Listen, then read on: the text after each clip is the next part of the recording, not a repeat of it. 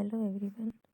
Today's topic is class 11th Hindi question bank, जिसमें हम आज इकाई 3 के वस्तुनिष्ठ प्रश्न को सोल्व करेंगे। इससे पहले की वीडियो में इकाई 1 और इकाई 2 को कंप्लीट किया गया है, आप जाकर देख सकते हैं।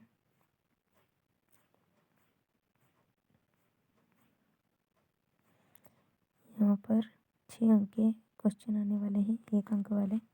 पहला हम देखते हैं, रंगभूमि रचना है। आंसर है प्रेमचंद। अगला है नमक का दारोगा कहानी का प्रकाशन वर्ष तो 1914।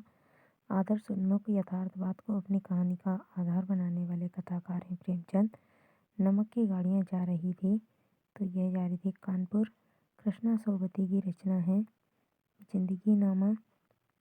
मियां नसरुद्दीन शब्द चित्र कृष्णा सोबती के किस संग्रह से लिया गया है? हम हसमत से। मियां नसरुद्दीन कैसे इंसान का प्रतिनिधित्व करते हैं जो अपने पेशे को अपनी कला का दर्जा देते हैं।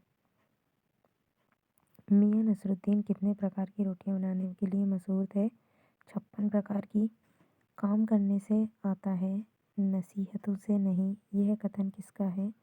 मियां नसरुद्दीन का। मियां नसरुद्दीन के दादाजी का क्या नाम था? तो इनके दादाजी का नाम मियां कल्लन था।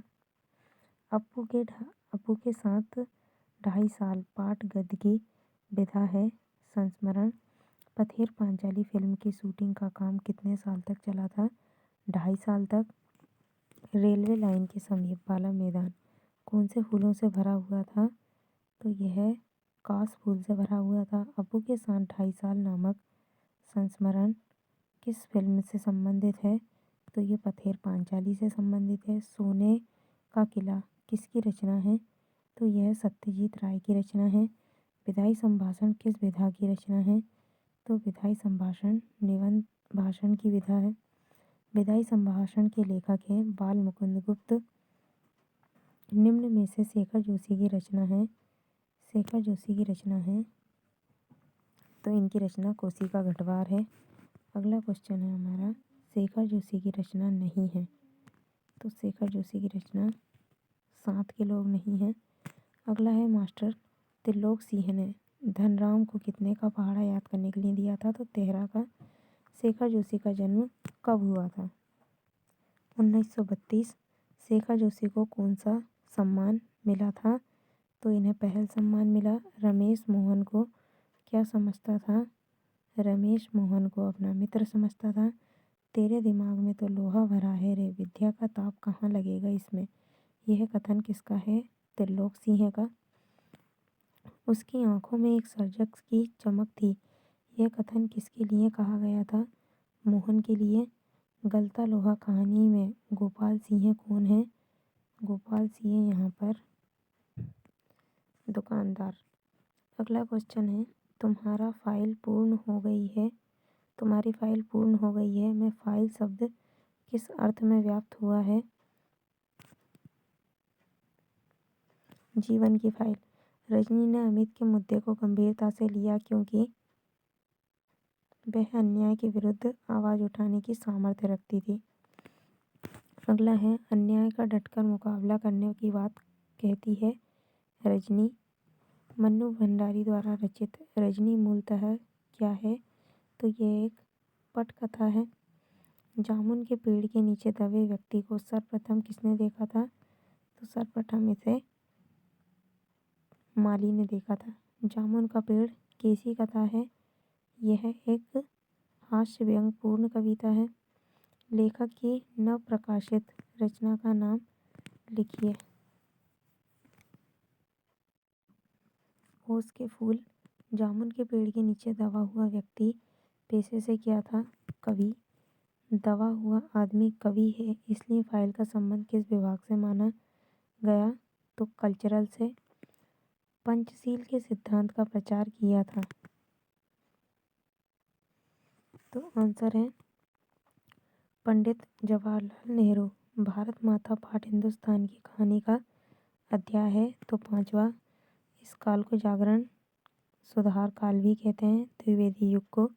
यदि गद्य कवियों या लेखकों की कसौटी है तो निबंध गद्य की कसौटी है। यह कथन है आचार्य रामचंद्र शुक्ल का। सामान्यतः कहानी के तत्व स्वीकार किए जाते हैं। आंसर है 6। फिर है घटनात्मक एक हरे चित्रण का नाम कहानी है। कहानी की परिभाषा दी है तो श्री चंद्रगुप्त विद्यालंकरण ने। अब है रिक्त स्थान। मासिक वेतन को पूर्णिमा का चांद कहा गया है।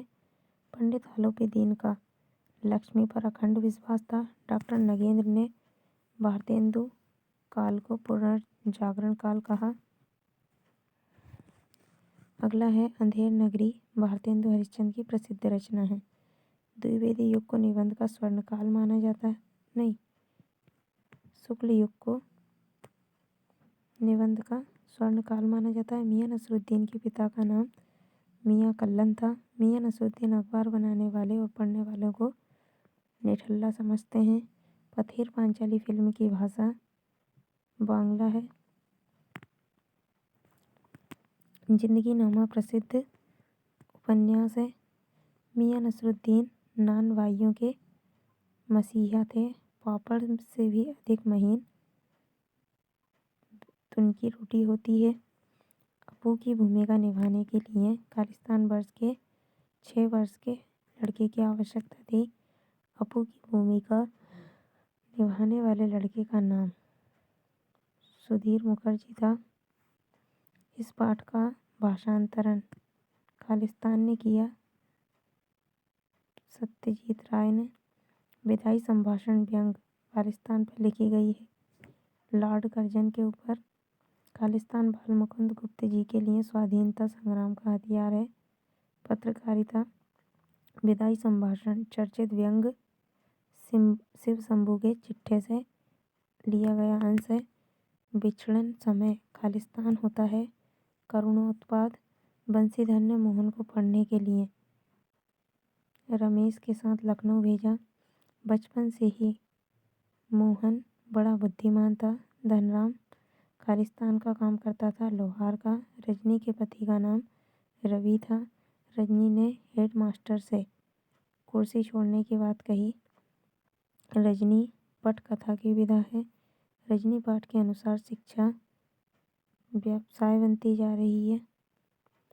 एक गिरजा ए खंदक रचना खालिस्तान की है। ये रचना कृष्णचंद्र की है। शेखर जोशी की कहानी पर चिल्ड्रंस फिल्म सोसाइटी द्वारा फिल्म निर्माण हुआ। दाजियों पर कृष्णचंद्र का खालिस्तान से गहरा संबंध है। प्रगतिशील लेखक संघ से। भारत खालिस्तान शब्द है तो यह संस्कृत का शब्द है। खेवर दर्रा खालिस्तान दिशा में है। खेवर दर्रा पश्चिम दिशा में है। अगला है नेहरू जी का जन्म। तो 1989 में चाचा नेहरू का जन्म दिवस बाल दिवस के रूप में मनाया जाता है। अतीत के अनुभवों और प्रभावों को शब्द के माध्यम से शब्द जब अभिव्यक्ति मिलती है तो उसे हम संस्मरण कहते हैं। रेखा चित्र की विधा संस्मरण से मिलती जुलती है। कहानी हिंदी गद्य की मुख्य विधा है। नाटक एवं एकांकी दृश्य विधा है। संकलन त्रय खालिस्तान विधायक में आवश्यक है। उपन्यास में। अब हमारी सही जोड़ी कवि बच्चन सुधा।